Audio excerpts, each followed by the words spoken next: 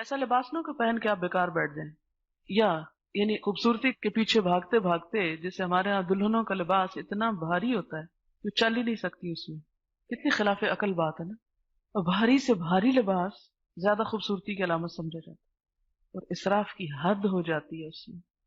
اور وہ بھی چند چند گھنٹے بھی نہیں، لمحے ہی کہیں، جس میں وہ نمائش کی جاتی ہے اس میں اس کی بھی. اب خود سوچیں کہ وہ ایک لباس جس سے شاید ساری زندگی کے لباس بعض اوقات بن سکیں، وہ ایک دن کے لیے. اور جب منع کیا جائے تو لوگ کہتے ہیں ایک دن کی تو بات ہے، یہ ایک ہی تو دن ہے. شادی تو ساری زندگی کا اب سودا ہو رہا ہے، ایک دن کی کہاں بات ہے. اور پھر واقعی ہماری زندگیوں میں اب بس شادی کا دن ہی خوشی کا رہ گیا ہے اور باقی لڑائی جھگڑا ہی ہے، کیونکہ ساری تیاری ایک دن کے لیے کرتے ہیں ہم، اور بعد کے لیے کوئی تیاری نہیں کرتے.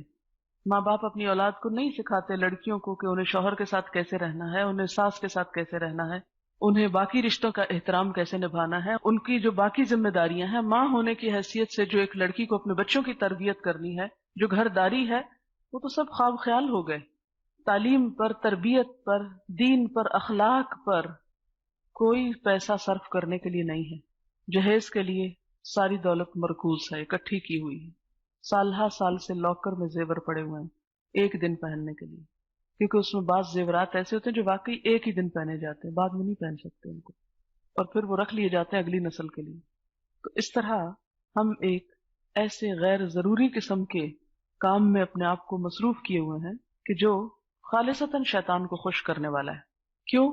ان المبذرین کانوا اخوان الشیاطین، کہ فضول خرچ لوگ شیطان کے بھائی ہیں، بھائی پورے ساتھی، رشتہ ہے ان کا شیطان کے ساتھ.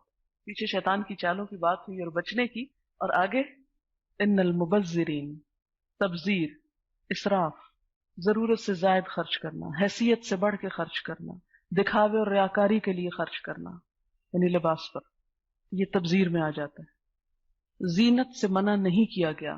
آگے بھی آپ چند آیات کے بعد پڑھیں گے، قل من حرم زینت اللہ التی اخرج لعبادہ، کس نے حرام کی اللہ کی زینت جو اس نے اپنے بندوں کے لیے نکالی. زینت خوبصورت لباس پہننا منع نہیں ہے. ریش سے تشبیہ دی، پرندے کے پر سے. پرندے کے پر اگر آپ دیکھیں تو اس میں colour scheme, design, variety, shade work. کون ہے بیٹھا جو ایک طرف سے یہ رنگ بنا رہا ہے اور دوسری طرف سے یہ لگا رہا ہے؟ کون؟ سوچیں.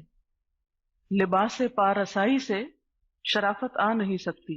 شرافت نفس میں ہوگی تو انسان پارسا ہوگا. شرافت نفس میں ہوگی تو انسان پارسا ہوگا.